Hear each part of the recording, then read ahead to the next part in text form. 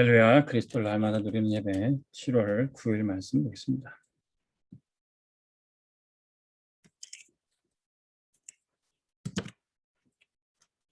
제목은 눈에 보이는 삶입니다. 출애굽기 2장 1절에서 10절 말씀.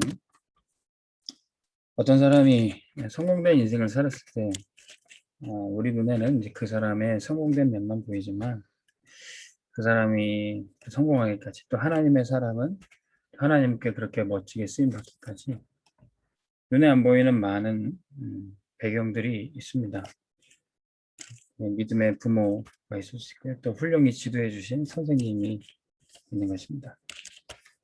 그리고 또 삶에 문제가 있다. 그것은 어느 날 갑자기 생긴 게 아니라 눈에 안 보이는 많은 문제들이 있었던 거죠. 우리가 아이들을 랩런트를 지도함에 있어서 이 아이들에게 눈에 보이지 않는 많은 문제들이 있을 수 있습니다. 현실에 적응하는 것이 어렵다거나 또 감정을 조절하는 것이 어려우니까 또 관계의 문제가 되고 또 조직에 적응하기가 이제 어렵죠. 그것이 이제 반복이 되고 오래 지속된 스트레스가 심해져서 이제는 큰 사건, 사고가 일어나게 됩니다. 우리는 이제 눈에 보이는 이런 사건만 보고 왜 저 아이는 저렇게 문제가 있냐, 구제불능이다,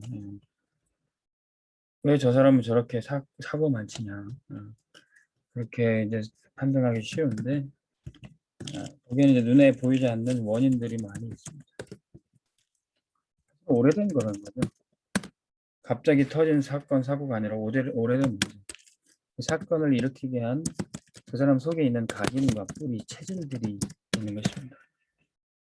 이것이 사실은 이제 부모로부터 왔든지 아니면 오래된 가문의 문제일 수 있고 또 오래된 스트레스 속에서 이제 발현된 것이죠.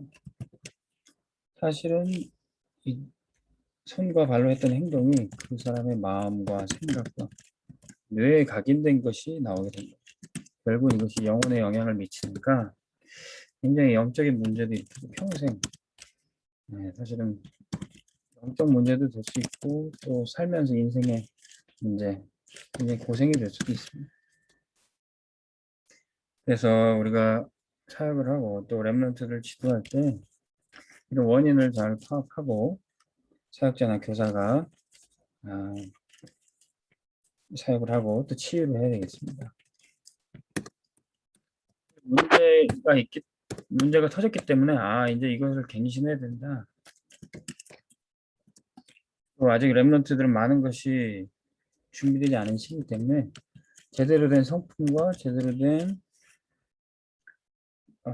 감정 조절법, 스트레스 해소법 이런 것들을 갖추면 되는 겁니다. 이런 것들을 누가 도와줘야 되냐? 바로 이 부모와 또는 이제 교사들이 우리 랩런트들이 갱신하고 또 중요한 믿음과 또 삶의 방식들을 갖춰야 될 것을 이제 도와줘야 됩니다. 선생의 영적인 힘부터 어떻게 해야 돼요? 부모와 교사가 무엇을 전달할 것인가 사실 여기서부터 관건이 되는 겁니다. 창세기 37장 11절 야곱은 12 아들들에게 하나님의 말씀, 언약을 다 전달했습니다. 근데 그것이 요셉에게는 꿈으로까지 생생하게 전달되고 누려졌어요. 요셉이 그 꿈에 대한 이야기, 포럼을 했을 때 아버지인 야곱은 그것을 마음에 두었더라 했습니다. 포럼을 듣고 네가 어떻게 그렇게 되겠냐, 그게 아니라 그 말씀 포럼을 듣고 기도 배경이 되셨다는 거죠. 출애굽기 2장 1절에서 10절 요게벳이 모세에게 언약을 전달해주고 그 언약 속에 살도록 계속 배경이 되었던 겁니다.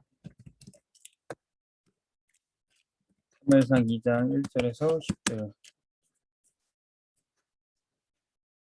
성막으로 사무엘을 보냈던 한나도 그냥 보내고 끝난 게 아니라 언약을 전달하고 기도 배경이 되셨다는 거예요. 사무엘상 16장 1절에서 13절 다윗도 마찬가지입니다. 아버지 이새가 양치는 일을 맡기는 것과 동시에 함께 그 일에 대해서 상의하고 포럼하고 또 함께 많은 소통을 나눴던 거죠. 열왕기상 19장 19절에서 21절에 부모가 아니어도 스승 엘리야는 엘리사에게 아주 중요한 가르침을 줬고 또 미션을 전달했어요. 부모가 없어도 에스더는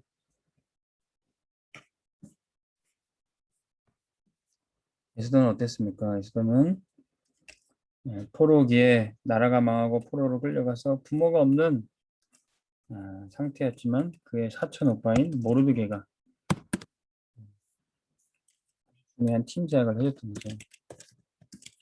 유대인임을 말하지 말라. 왕비가 돼서까지도 유대인임을 밝히지 않고 비밀로 누리다가 하만이 유대인들을 죽이려고 할 때 생명 걸고 유대인들을 살려냅니다. 이런 모든 중요한 사역들을 그의 사촌인 모르드게가 그 멘토인 모르드게가 그 일을 했던 거죠. 그래서 바울은 항상 이 회당을 파고들었어요. 거기에 렘넌트 사역을 하고 예비된 제자들을 찾아서 키웠던 겁니다. 그다음에 17장, 18장, 19장에 항상 그 지역을 분석하고 사역 전도를 시작할 때 회당에 들어갔어요. 회당은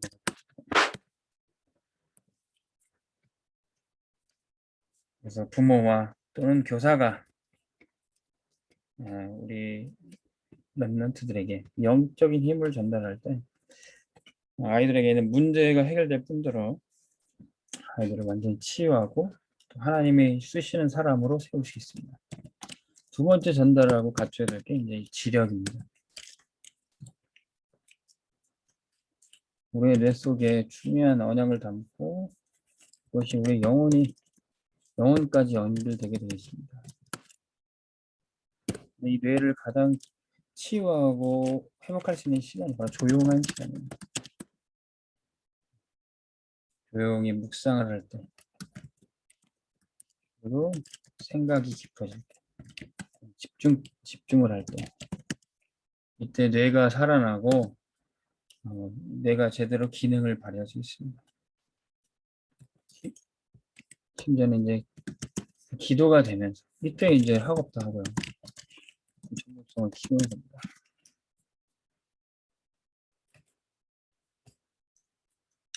왜 학생들 같은 경우는 왜 스트레스가 쌓입니까? 학업 성취가 제대로 되지 않으니까요.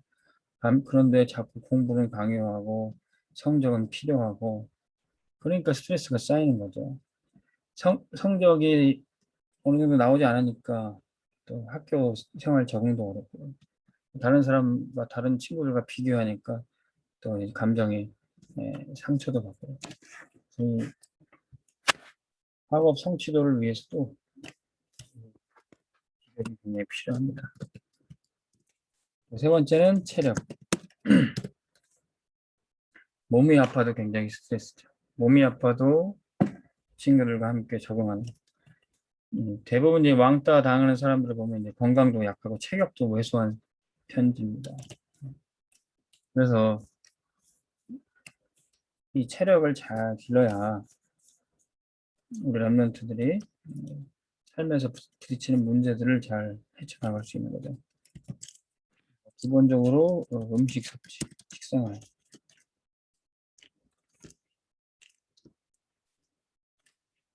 그리고 제때 성장에는 반드시 또 필요한 게 취침. 뿐만 아니라 이제 운동. 그리고 운동한 후에는 이제 청결한 생활. 이 정도만, 이 기본적인 것만 돼도 사실은 현실에 적응하거나 또 스트레스를 해소하는 그런 일들을 다 해결해 나갈 수 있습니다. 그래서 가장 기본적인 거지만 사실은 삶이 무너진 사람들은 이게 잘 안 될 수도 있어요. 그래서 이런 것들 사실 누가 가르쳐 줍니까? 뭐 씻어라, 뭐 운동해라, 먹어라, 자라 이거 다 부모 예, 당연히 그늘 아래서 배워야 될 것들인데 부모의 역량이 그렇게 되지 않는다면 이 음, 교사들의 이제 지도 안에서 또는 이제 친구들 간의 토론 가운데서 그것들을 해야 되는 거죠. 오늘 결론적으로는 이제 이런 랩런트를 지도할 수 있는 부모가 사실은 먼저 교육이 돼요. 부모 자체도 삶의 규모가 안 돼 있어서 깨어진 가정들이 많이 있는 것이죠. 얼마 전에 입양해서 아이를 키우는데 그 아이를 죽게 만든 그런 사건들이 있었죠. 부모조차 부모라는 자격을 얻기 위해서 입양을 했지만 부모로서 자격이 없었던 거죠. 부모 교육이 안 됐던 겁니다. 두 번째, 부모가 되지 않는다면 이제 교사가 그런 일을 해야 되기 때문에 교사 훈련이 돼야 됩니다.